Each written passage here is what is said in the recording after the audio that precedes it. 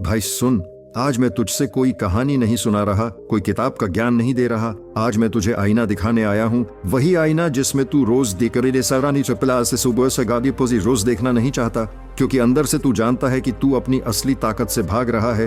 और यही से ये बात शुरू होती है, सिर्फ 30 दिन ब्रह्मचर्य और तू अंदर से अनस्टॉपेबल बन जाएगा। लेकिन उससे पहले एक कड़वी सच्चाई समझ ले, तू कमजोर पैदा नहीं हुआ था, तुझे कमजोर बनाया गया है तेरे हैबिट्स ने, तेरे अर्जेस ने, तेरे शॉर्टकट्स ने, तेरे इंस्टेंट प्लेजर ने। हर बार जब तू खुद से हारता है ना, तब तेरा शरीर नहीं टूटता, तेरा आत्मविश्वास मरता है, तेरा अंदर का शेर भूखा रह जाता है और तू ऊपर से हंसता रहता है कि सब ठीक है, लेकिन अंदर से तू जानता है कि कुछ ठीक नहीं है। सुबह उठते ही थकान, आंखों में वो आग नहीं, दिमाग में फॉग, मोटिवेशन की भीख, फोकस जीरो, डिसिप्लिन मजाक बन चुका है। और तू फिर भी पूछता है मेरे अंदर पावर क्यों नहीं है? क्योंकि भाई तू अपनी पावर रोज ड्रेन कर रहा है। और ये बात कोई तुझे सीधा नहीं बताएगा, क्योंकि सच कड़वा है। ब्रह्मचर्य कोई धार्मिक शब्द नहीं है, ये साइंस तो है, ये डिसिप्लिन है, ये मास्टरी है, ये खुद पर कंट्रोल करने की अल्टीमेट ट्रेनिंग है। लेकिन तुझे क्या सिखाया गया? एंजॉय लाइफ, सब नॉर्मल है, हार कोई करता है, और तू भी भीड़ में घुस गया बिना सोचे कि भीड़ कभी शेर नहीं बनाती, भीड़ हमेशा भेड़ पैदा करती है। और अब जरा इमेजिन कर, एक लड़का जो हर दिन अपने अर्जिस का गुलाम है और एक लड़का जो 30 दिन खुद रोक लेता है। दोनों का शरीर शायद एक जैसा दिखे, लेकिन अंदर जमीन आसमान का फर्क। एक के अंदर गिल्ट है, शर्म है, सेल्फ हेट है, और दूसरे के अंदर क्लैरिटी है, हंगर है, फायर है, सपली फायर है। तू सोचता है 30 दिन में क्या बदल जाएगा? यही तो प्रॉब्लम है, तू शॉर्ट टर्म आंखों से देखता है। तू ये नहीं समझता कि हर बार जब तू खुद को रोकता है, तेरा दिमाग रिवायर होता है। हर बार जब तू अर्ज को जीतता है, तू खुद को मैसेज भेजता है, मैं कमजोर नहीं हूं। और ये मैसेज रेपिटेशन से बिलीफ बनता है, और बिलीफ ही डेस्टिनी बनाता है। लेकिन अभी तेरा बिलीफ क्या है? मैं नहीं रोक सकता, मुझसे नहीं होगा, बस आज आखिरी बार। और यही आखिरी बार तुझे सालों से यहीं खड़ा रखे हुए है। भाई हार्श लगेगा, लेकिन सच है, तू अपनी लाइफ की सबसे इंपॉर्टेंट एनर्जी को वेस्ट कर रहा है। वही एनर्जी जिससे किंग्स बने, वॉरियर्स बने, क्रिएटर्स बने, और तू उसे स्क्रीन पर पिक्सल्स के लिए बहा रहा है। और फिर कंप्लेन करता है कि लाइफ में पावर नहीं है, रिस्पेक्ट नहीं है, कॉन्फिडेंस नहीं है। अरे जिस आदमी का खुद पर कंट्रोल नहीं, दुनिया उसे क्या रिस्पेक्ट देगी? और यहां मैं तुझे डराने नहीं आया, मैं तुझे जगाने आया हूं। क्योंकि अगर तू अभी नहीं जागा ना, तो 5 साल बाद भी यही सवाल पूछेगा, वही हैबिट्स, वही रिग्रेट, वही एम्प्टी फीलिंग। फर्क सिर्फ इतना होगा कि तब उम्र ज्यादा होगी और टाइम कम। और ये मत सोच कि कोई बाहर से आकर तुझे बचाएगा, कोई मोटिवेशन वीडियो, कोई गुरु, कोई दोस्त। जब तक तू खुद डिसीजन नहीं लेता, कुछ नहीं बदलेगा। ब्रह्मचर्य का पहला दिन ग्लैमरस नहीं होता, पहला दिन अनकंफर्टेबल होता है। दिमाग चिल्लाता है, शरीर बहाने बनाता है, रात लंबी लगती है, अर्जेस वेव की तरह आती हैं, और यहीं से असली लड़ाई शुरू होती है। क्योंकि एनिमी बाहर नहीं है, एनिमी तेरे अंदर बैठा है। और जो आदमी अपने अंदर के दुश्मन को हरा देता है, उसे बाहर की दुनिया कोई हरा नहीं सकती। अब इमेजिन कर, 7 दिन बाद तू कैसा महसूस करेगा? नींद थोड़ी गहरी, आंखों में क्लैरिटी, गिल्ट थोड़ा कम, और सबसे बड़ी बात, खुद पर रिस्पेक्ट की पहली स्पार्क। और वही स्पार्क 15 दिन में आग बनेगी। तू नोटिस करेगा कि तू बात करते वक्त आंखें नहीं झुकाता, तू डिसीजंस जल्दी लेता है, तू डिस्ट्रैक्शन से जल्दी बाहर आता है, क्योंकि एनर्जी वापस ऊपर चढ़ रही है। और 30 दिन बाद तू वही इंसान नहीं रहेगा, क्योंकि तब तू जान चुका होगा कि मैं खुद को कंट्रोल कर सकता हूं। और यही रियलाइजेशन आदमी को अनस्टॉपेबल बनाती है। पैसा बाद में आता है, मसल्स बाद में बनते हैं, स्टेटस बाद में आता है, पहले कंट्रोल आता है। लेकिन सुन, मैं तुझे झूठा सपना नहीं दिखा रहा। 30 दिन मैजिक नहीं है, 30 दिन फाउंडेशन है। ये वो प्रूफ है जो तू खुद को देगा कि मैं डिसिप्लिन बन सकता हूं। और एक बार जब आदमी ये मान लेना, फिर वो जिम छोड़ता नहीं, फिर वो गोल्स से भागता नहीं, फिर वो अकेले खड़ा होना सीख जाता है। और सोसाइटी को सबसे ज्यादा डर डिसिप्लिन्ड आदमी से ही लगता है, क्योंकि उसे मैनिपुलेट नहीं किया जा सकता। अब सवाल ये नहीं है कि ब्रह्मचर्य सही है या गलत, सवाल ये है कि क्या तू अपनी लाइफ को अगले लेवल पर ले जाना चाहता है या नहीं। क्योंकि अगर तू रेडी है एवरेज मरने के लिए, तो ये वीडियो बंद कर दे। लेकिन अगर कहीं अंदर से एक आवाज बोल रही है, नहीं मुझे कुछ बड़ा बनना है, तो भाई ये 30 दिन तेरी एंट्री टिकट है। और अभी मैं तुझे पूरा रोड मैप नहीं दे रहा, अभी मैं बस तुझे ये दिखा रहा हूं कि तेरी हालत क्यों ऐसी है और रास्ता कहां से शुरू होता है। क्योंकि अगले पार्ट में मैं तुझे बताऊंगा कि अर्जेस आती क्यों हैं, दिमाग कैसे तुझे धोखा देता है, और वो कौन से एग्जैक्ट ट्रैप्स हैं जिनमें 90% लोग 7 दिन के अंदर गिर जाते हैं। और अगर तू वो ट्रैप समझ गया ना, तो 30 दिन क्या, तू 300 दिन भी खुद को रोक पाएगा। यहीं से असली खेल शुरू होगा। भाई अब ध्यान से सुन, क्योंकि अगर पार्ट 1 ने तुझे सिर्फ हिवरियत से हिलाया था, तो ये पार्ट 2 तुझे अंदर से तोड़कर फिर से बनाएगा। और सच यही है कि ज्यादातर लोग ब्रह्मचर्य में इसलिए फेल नहीं होते क्योंकि उनमें ताकत नहीं होती, वो इसलिए गिरते हैं क्योंकि उन्हें अपने दिमाग का खेल समझ में नहीं आता। उन्हें लगता है एनिमी अर्ज, डिवर्ज है, पॉर्न है, लड़की है। लेकिन असली दुश्मन वो आवाज है जो तेरे दिमाग में बहुत शांति से बोलती है, बस थोड़ा सा, आज बहुत स्ट्रेस है, कल से पक्का, इससे क्या ही फर्क पड़ेगा।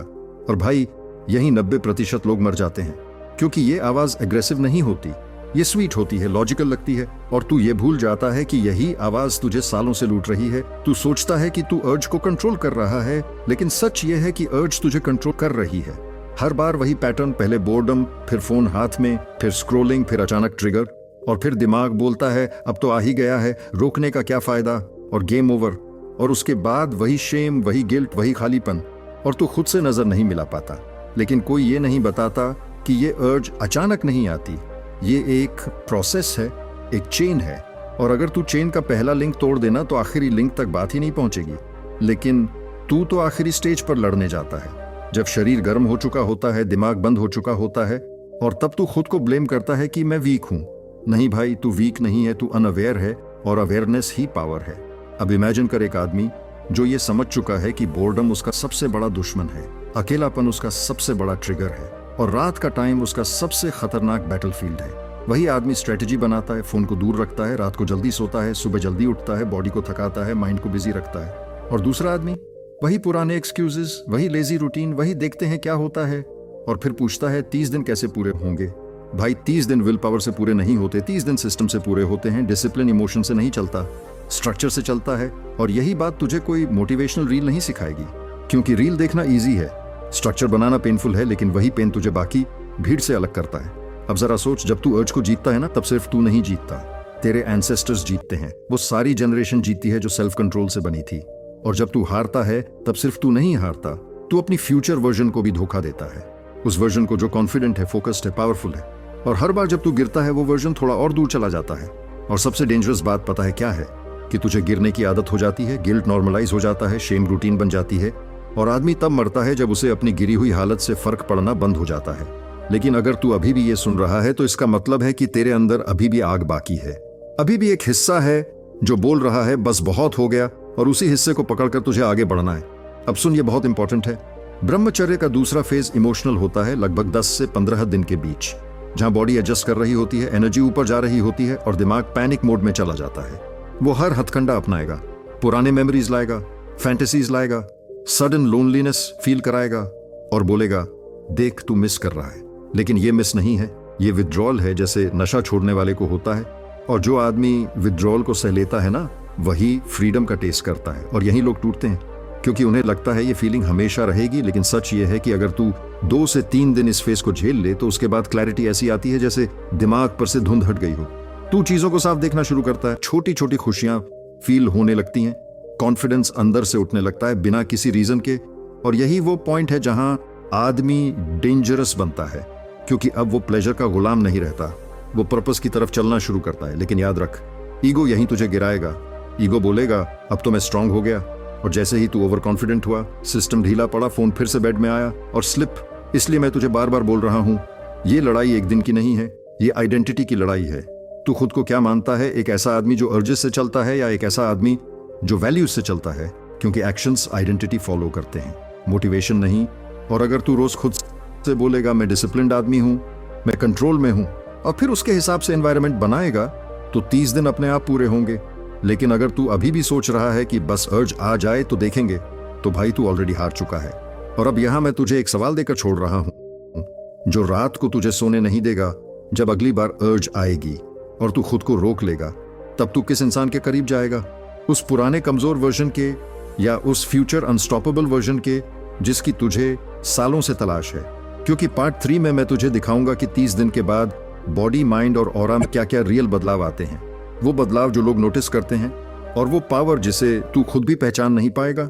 असली ट्रांसफॉर्मेशन वहीं से शुरू होती है भाई। अब यहां से कहानी सिर्फ अंदर की नहीं रहती, यहां से बाहर की दुनिया भी नोटिस करना शुरू करती है। क्योंकि पार्ट 3 वो फेज है जहां बदलाव इमेजिनरी नहीं रहता, विजिबल हो जाता है। और यही वो जगह है जहां ज्यादातर लोग कंफ्यूज्ड हो जाते हैं, डर जाते हैं, या फिर सैबोटाज कर देते हैं। क्योंकि जब तू 20 से 25 दिन ब्रह्मचर्य में टिक जाता है ना, तब शरीर और दिमाग एक नए रिदम में आ जाते हैं। एनर्जी सिर्फ बचती नहीं है, चैनलाइज होने लगती है, और चैनलाइज्ड एनर्जी ही असली पावर होती है। अब ध्यान से समझ, पहले क्या होता था?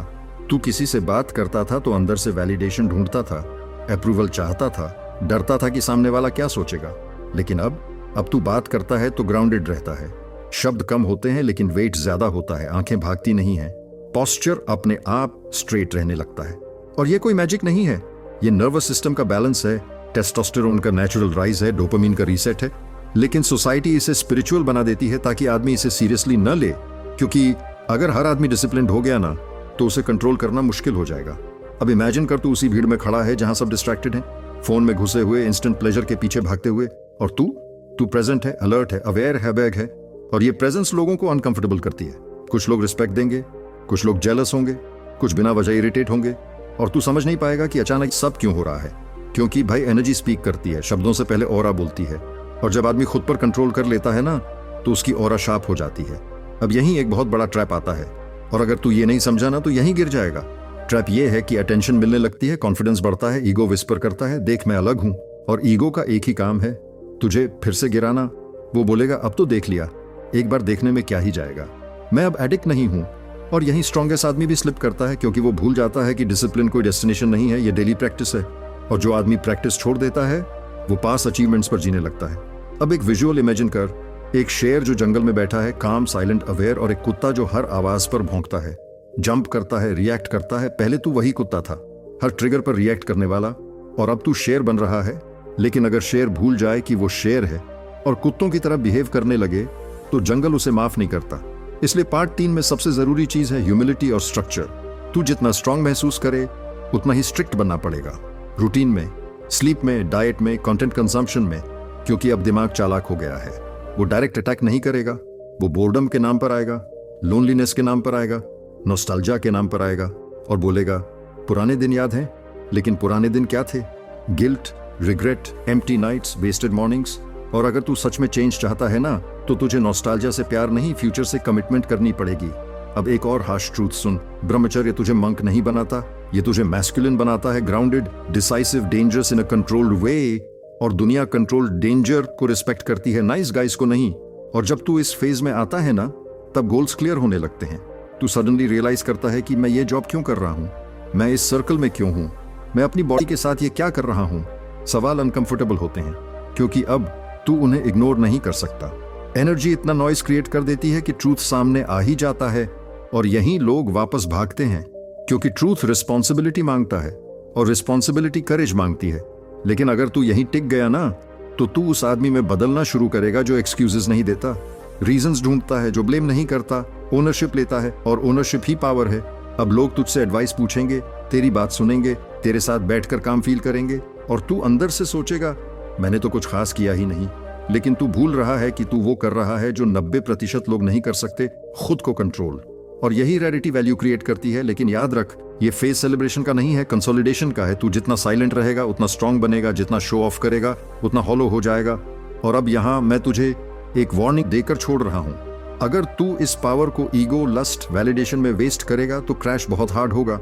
लेकिन अगर तू इसे मिशन, ग्रोथ, डिसिप्लिन में लगाएगा तो तू अपनी ही आंखों में नया इंसान बन जाएगा। और पार्ट 4 में मैं तुझे वो फाइनल ट्रूथ बताने वाला हूं जो बहुत कम लोग एक्सेप्ट कर पाते हैं, कि ब्रह्मचर्य 30 दिन पर खत्म नहीं होता। असली अनस्टॉपेबल लाइफ उसके बाद शुरू होती है, और वो लाइफ हर किसी के बस की नहीं होती। अगला पार्ट तेरी आइडेंटिटी को हमेशा के लिए लॉक कर देगा। भाई अब यहाँ कोई मोटिवेशन नहीं है, यहाँ कोई हाइप नहीं है, यहाँ सिर्फ सच है। और अगर तू यहाँ तक आया है ना तो इसका मतलब है कि तू बाकी भीड़ से अलग सोचने लगा है। क्योंकि पार्ट 4 वो जगह है जहां आदमी तय करता है कि वो सिर्फ चैलेंज पूरा करना चाहता है या कैरेक्टर बदलना चाहता है। और यही वो लाइन है जहां 99% लोग पीछे मुड़ जाते हैं। क्योंकि 30 दिन पूरे होने के बाद सबसे खतरनाक इल्यूजन पैदा होता है, अब तो हो गया। और यहीं से आदमी फिर से ढीला पड़ता है, रूटीन टूटता है, गार्ड नीचे आता है, और ईगो बोलता है मैं अब कंट्रोल में हूं। लेकिन सुन, ये वही ईगो है जिसने तुझे पहले भी गिराया था। फर्क सिर्फ इतना है कि अब वो स्मार्ट हो गया है। अब वो बोलेगा एक बैलेंस्ड लाइफ जीते हैं। एक्सट्रीम क्यों, थोड़ा एंजॉय भी जरूरी है। और भाई यही शब्द स्ट्रांग आदमी को वीक बनाते हैं। क्योंकि डिसिप्लिन कभी निगोशिएट नहीं करता, डिसिप्लिन क्लियर होता है, शार्प होता है। और जो आदमी बाउंड्रीज ब्लर करता है ना, वही आदमी धीरे धीरे गिरता है, उसे पता भी नहीं चलता। अब जरा इमेजिन कर, 30 दिन बाद तू सुबह उठता है, अलार्म से पहले, बॉडी हल्की, दिमाग शांत, अंदर कोई गिल्ट नहीं, कोई रश नहीं, तू मिरर में देखता है और पहली बार तुझे अपनी आंखों में भरोसा दिखता है। फेक कॉन्फिडेंस नहीं, साइलेंट कॉन्फिडेंस। और यही कॉन्फिडेंस दुनिया में सबसे रेयर है, क्योंकि ये बोलता नहीं, ये बस मौजूद रहता है। अब तू समझता है कि असली मजा प्लेजर में नहीं, पावर में है, कंट्रोल में है, चॉइस में है, कि तू चाहे तो कर सकता है लेकिन तू करता नहीं, क्योंकि तू स्लेव नहीं है। और यही रियलाइजेशन आदमी को डेंजरस बना देती है। अब लोग तुझसे पूछेंगे भाई सीक्रेट क्या है, और तू हंसेगा, क्योंकि सीक्रेट कुछ भी नहीं है, बस वो चीज छोड़ दी जो तुझे अंदर से खोखला कर रही थी।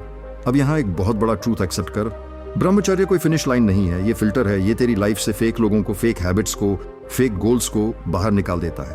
और जब ये सब निकलता है ना, तो अकेलापन आता है, साइलेंस आता है। और ज्यादातर लोग साइलेंस से डरते हैं, इसलिए वो वापस नॉइज में कूद जाते हैं। लेकिन अगर तू साइलेंस में बैठना सीख गया ना, तो तू अपने आप को सुन पाएगा। और खुद को सुनना सबसे बड़ी पावर है, क्योंकि तब तू किसी और की इस पर नहीं, अपनी वैल्यूज पर चलता है। अब सोच, वही आदमी जो पहले रातें वेस्ट करता था, अब वही आदमी गोल्स प्लान कर रहा है, स्किल्स सीख रहा है, बॉडी बिल्ड कर रहा है, मनी रिस्पेक्ट कर रहा है, टाइम को भगवान की तरह ट्रीट कर रहा है। और ये सब इसलिए नहीं क्योंकि उसने कुछ ऐड किया, बल्कि इसलिए क्योंकि उसने एक पॉइजन हटाया। और पॉइजन हटते ही बॉडी हील करने लगती है, माइंड शार्प होने लगता है, सोल हैवी हो जाती है। और हैवी सोल वाला आदमी हल्की जिंदगी नहीं जीता, वो डीप जीता है, इंटेंशनल जीता है। और यही लाइफ हर किसी को डराती है, क्योंकि इसमें एक्सक्यूजेस नहीं चलते, विक्टिम माइंडसेट नहीं चलता, यहाँ सिर्फ ओनरशिप चलता है। अब यहाँ आखिरी सवाल खुद से पूछ, और ईमानदारी से पूछ, क्या तू वापस वही पुराना वर्जन बनना चाहता है जो थोड़ी सी अर्ज के आगे झुक जाता था, या वो वर्जन जो जानता है कि वो खुद को रोक सकता है? और जो खुद को रोक सकता है ना, वो दुनिया को भी रोक सकता है। और अब चॉइस तेरे हाथ में है, कोई फोर्स नहीं करेगा, कोई ताली नहीं बजेगी, कोई मेडल नहीं मिलेगा, लेकिन जो मिलेगा वो प्राइसलेस होगा। सेल्फ रिस्पेक्ट, क्लैरिटी, पावर, और वो फीलिंग की खुद पर भरोसा कर सकता हूँ। और भाई, दुनिया में इससे बड़ी करेंसी कोई नहीं है, क्योंकि पैसा जा सकता है, लोग जा सकते हैं, हालात बदल सकते हैं, लेकिन जिस आदमी का खुद पर कंट्रोल है ना, वो हर हाल में खड़ा रहता है। और अगर तू यहां तक आया है तो समझ ले, तू सिर्फ वीडियो नहीं देख रहा था, तू एक कॉन्ट्रैक्ट साइन कर रहा था अपने फ्यूचर सेल्फ के साथ कि मैं एवरेज नहीं मरूंगा। और अगर कभी रास्ते में लड़खड़ाए, अर्ज आए, दिमाग बहाने बनाए, तो बस एक लाइन याद रख, तू प्लेजर छोड़ रहा है वीकनेस की नहीं, तू डिसिप्लिन चुन रहा है फ्रीडम की। और यही चॉइस तुझे अनस्टॉपेबल बनाती है, 30 दिन के लिए नहीं, जिंदगी भर के लिए।